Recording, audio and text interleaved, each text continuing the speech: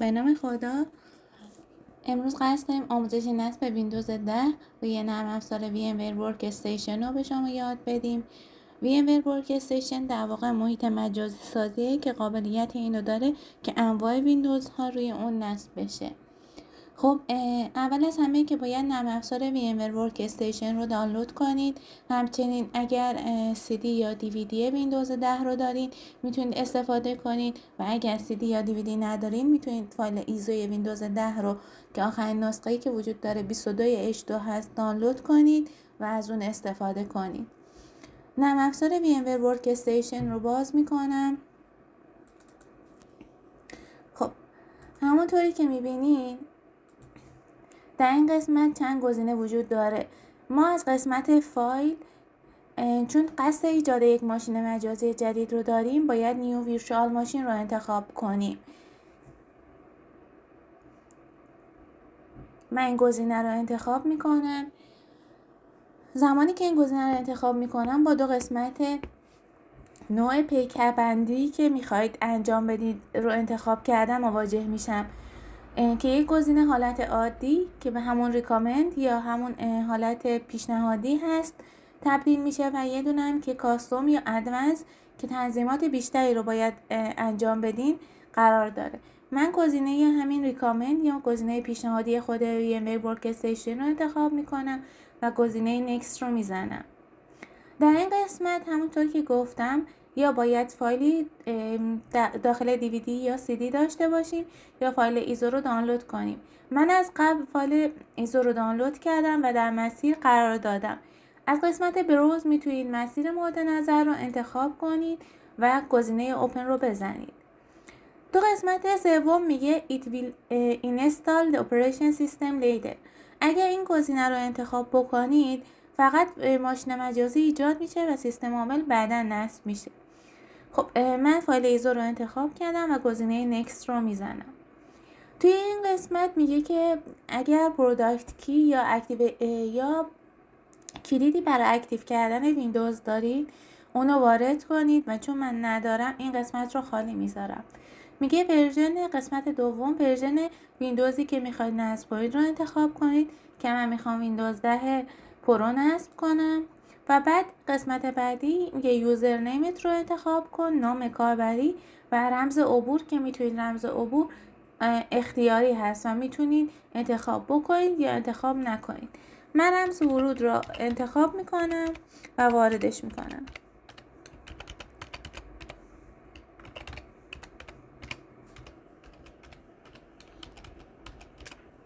و گزینه نکست رو میزنم. البته اینجا نوشته که ورود به صورت اتوماتیک که نیازی نیست این تیک زده بشه یا اینکه نیاز به پسورد داشته باشه. من گزینه نکست رو میزنم. اینجا با یک پیغام مواجه میشم که به خاطر نداشتن پروداکت کی ویندوز هست که خب بعدا هم میشه ویندوز رو بعد از نصب اکتیو کرد. گزینه یس رو میزنم. خب میگه نام ویرچوال ماشینی که میخوای نصب بکنی چی هست؟ من میگم تست و بعد میگه مسیر نصب در کجا قرار بگیره که به خاطر اینکه ممکنه درایو سی در صورت اینکه حجمش زیاد بشه باعث کندی عمل کرده ویندوز سیستم خودتو بشه. من مسیر دیگه ای رو انتخاب میکنم و در یکی از درایو هام این ویندوز رو نصب میکنم.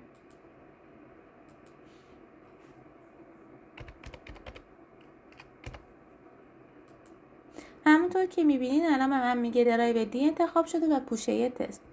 گزینه نکست رو میزنم. توی قسمت بعدی درباره دیسک کپاسیتی صحبت میکنه یا حجم دیسک که خب پیشنهاد خود مایکروسافت برای ویندوز 10 64 بیتی 60 گیگ هست. من تغییری نمیدم. تو قسمت بعد میتونید کل دیسک رو در یک فایل ذخیره کنید یا دو فایل یا چند فایل که خب انتخاب میکنید. من میذارم گزینه پیش‌فرض بمونه. نکست رو میزنم. اینجا خلاصه ای از تنظیماتی که برای این ویرچوال ماشینی که قرار هست نصب کنید نشون داده میشه. همونطور که میبینین مسیر نصب رو مشخص میکنه، اینکه از چه نوعیه و مموری رو نشون میده و اینکه کارت شبکهش به صورت نت هست. یه قسمت کاستومایز هاردور وجود داره توی قسمت پایین ترین که شما میتونید از این قسمت حالا اگر تنظیماتی قرار عوض کنید، مموری رو تغییر بدید، این کار رو انجام بدید. من تنظیمات رو تغییر نمیدم و گزینه کلوز رو میزنم.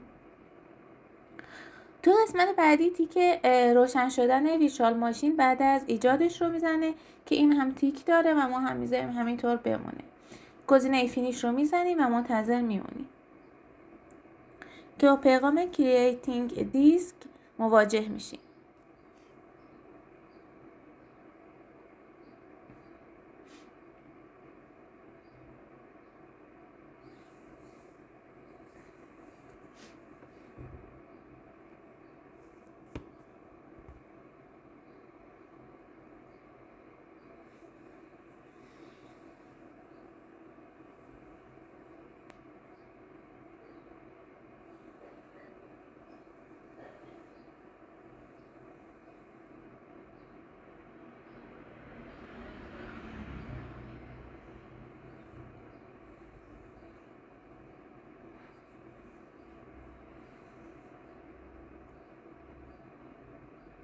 خب این مرحله به پایان رسید. به محض اینکه این مرحله پایان میرسه تو سمت چپ قسمت مای کامپیوتر اسم ویژوال ماشینی که ایجاد کردین رو نشون میده که من گزینه که انتخاب کرده بودم برای اسم این ویژوال ماشین تست بود و همونطور که میبینید در حالت ران قرار میگیره و میگه که تنظیمات در حال شروع شدن هست.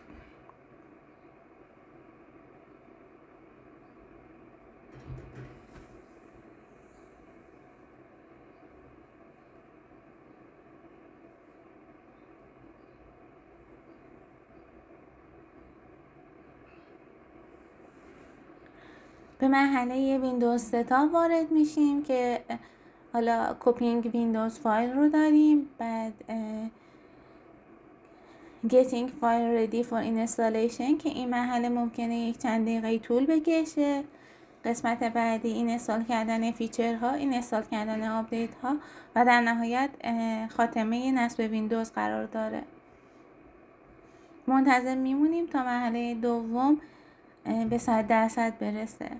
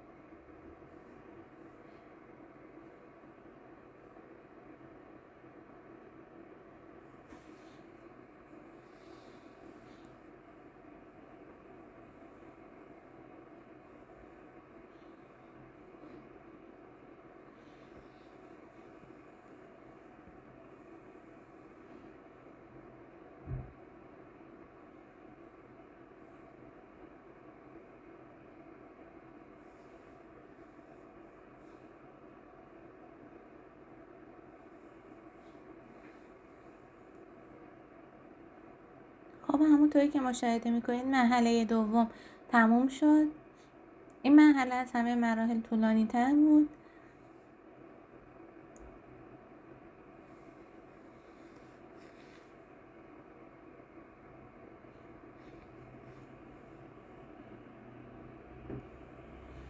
خب همونطور که در تصویر مشاهده میکنید ویندوز پس از اینکه مراحل نصبش تمام میشه نیاز به ریستارت داره که میشه انتخاب کرد همین الان ریستارت بشه یا اینکه 10 ثانیه بعد ریستارت بشه. سیستم ریستارت شد.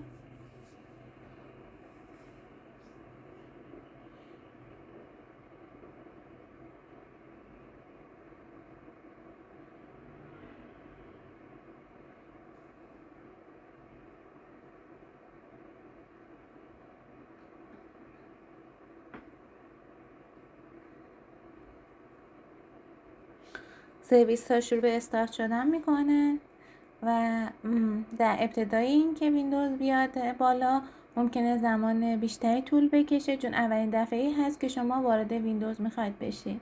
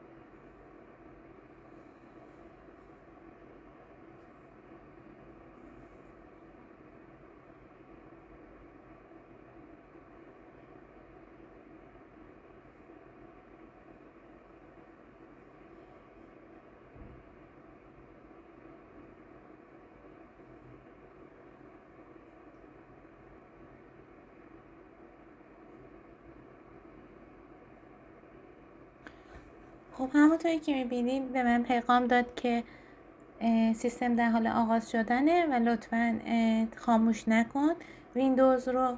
همونطور که گفتم الان دفعه اولی هست که ویندوز داره راه اندازی میشه و ممکنه مقدار بیشتری طول بکشه و بعد از این ویندوز کامل شده و قابلیت استفاده رو داره.